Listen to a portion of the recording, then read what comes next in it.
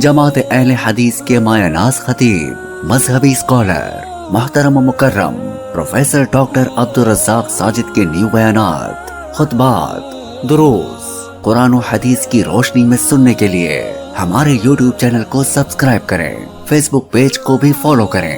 بارک اللہ فیکم۔ توحید حیا ہے اور اتباع جو ہے یہ وفا ہے، اتباع وفا ہے۔ بھائیو، بڑی سادی سی اور چھوٹی سی بات ہے۔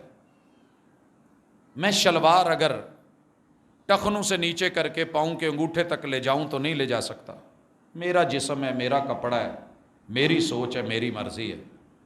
دنیا دیکھ کے تھوڑی سی تعریف کر دے گی، لیکن اگر انسان اسی پہ ٹکا اور ہر بندے نے کامیابی یہی قرار دی ہو کہ ٹخنے مرد کے ڈھانپے ہوئے ہوں، پاؤں تلک کپڑا ہو، لمبا گھسٹ رہا ہو، اور پوری دنیا نے یہی طریقہ اپنایا ہو، میں پھر بھی مان لوں۔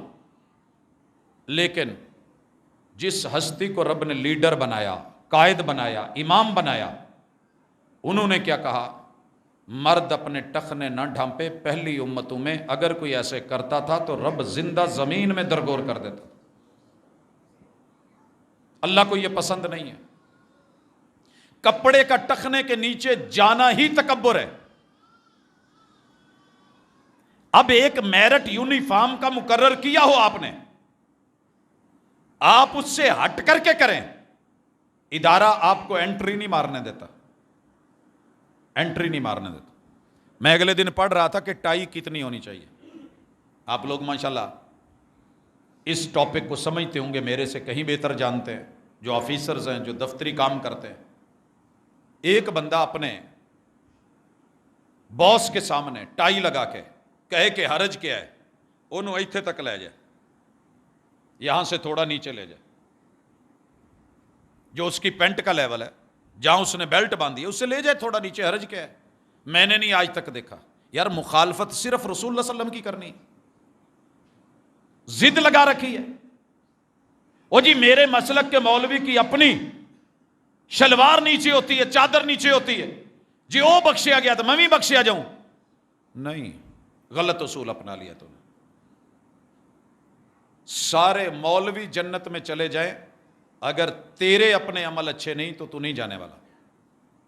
سارے مولوی رب روک لے اور جہنم میں پھینک دے، تیرا عمل اگر اچھا ہے تو ان کے ساتھ جہنم نہیں جائے گا۔ رب نے اصول زندگی اور اصول بندگی، کامیابی کا اصول ہی یہ دیا ہے۔ کیا دیا ہے؟ نکاح کی آیتیں پڑھی کبھی؟ وَمَن يُطِعِ اللَّهَ وَرَسُولَهُ فَقَدْ فَازَ فَوْزًا عَظِیمًا۔ اللہ اور اس کے رسول کا جو ماننے والا بن گیا، یہ قاعدہ سنہری ہے۔ سچی بات یہ ہے، میرے میں یہ ہمت ہونا تو میں کم از کم اس آیت کو سونے میں لکھ کے اپنے بچوں کو گھر دے جاؤں، قوم کو دے جاؤں، مگر کیا کروں؟ میری قوم ضدی ہی بڑی ہے، اڑیلی بہت ہے، سنی انسنی کر رہی ہے، بول بول کے گلے کے تار پھٹ گئے، سن سن کے کانوں کے پردے پھٹ گئے، سماعتیں کمزور ہو گئیں۔ مگر کیا مجال جو بندے نے کبھی توحید پر اور سنت پر، اتباع پر، اطیع اللہ و اطیع الرسول، یہ کسی وہابی کا جملہ نہیں ہے،